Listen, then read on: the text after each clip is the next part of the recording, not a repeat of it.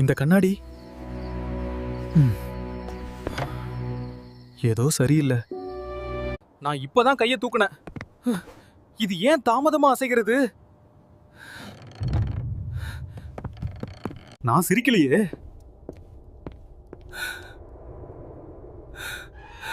அப்போ இது யார்?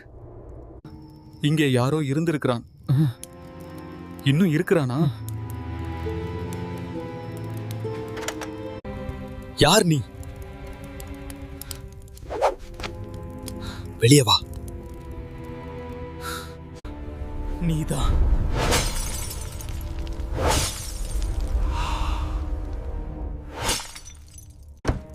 அது நான் இல்ல. கண்ணாடியில் நீங்கள் பார்க்கிறவர் எப்போதும் நீங்கள்தான் என்று நினைக்காதீர்கள்.